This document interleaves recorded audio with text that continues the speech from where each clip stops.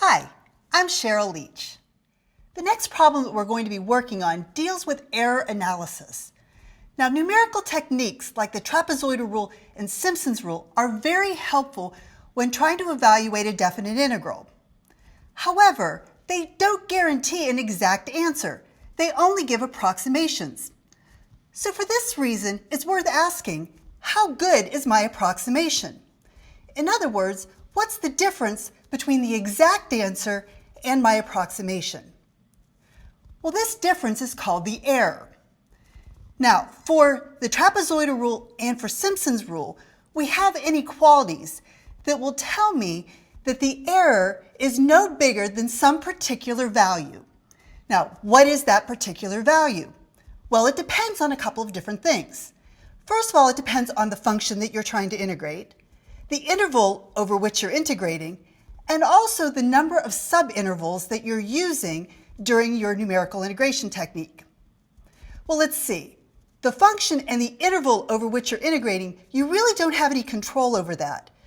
So that inequality really boils down to a relationship between that value that the error will not be larger than and the number of subintervals that you're going to be using.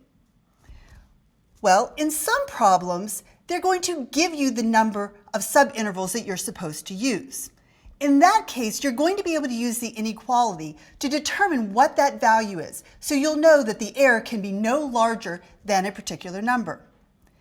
In other cases, they're going to tell you what the bound is for that error, and you'll be able to use the inequality to determine how many subintervals you need to use in order to have that particular error bound. It's interesting to note that in both the trapezoidal rule and in Simpson's rule, the more subintervals you use, the better your approximation is going to be. In other words, the more subintervals you use, the smaller that error will be. Okay, let's take a look at a specific example.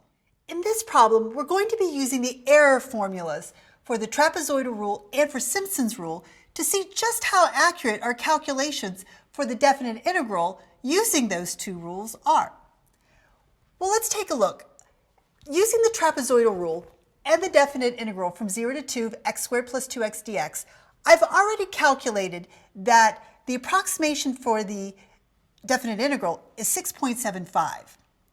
And in a similar way, I use Simpson's rule to get that approximation of 20/3, which is 6 points with a repeated 6. So let's mark that down. 6.666. Well, I want to know how accurate these answers are. So I'm going to go ahead and use my error formula. Now, I can start filling in some of this information. For instance, I know what the b is. It's going to be 2. I know what a is. It's going to be 0. I also know what the n is. When I used the trapezoidal rule and Simpson's rule, I used 4 subintervals. So n is going to be a 4. What I don't know is this piece that's inside the square brackets. It's the maximum of the absolute value of the second derivative of my function. Well, I must need to find the second derivative. So let's go ahead and look at that. My original function is x squared plus 2x.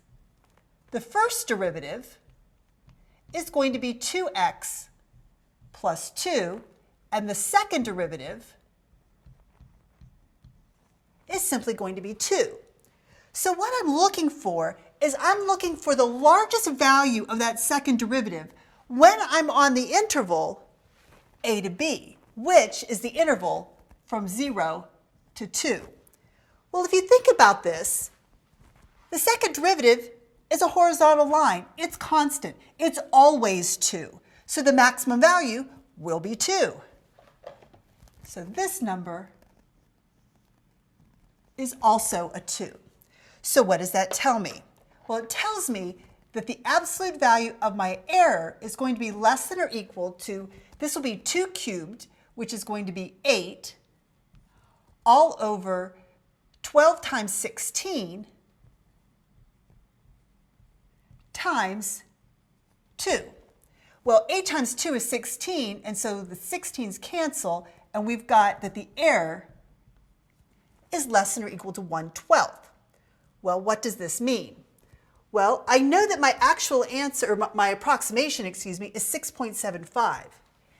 So that tells me that the integral from 0 to 2 of x squared plus 2x dx is going to be somewhere between 6.75 plus 1/12 and 6.75 minus 1/12.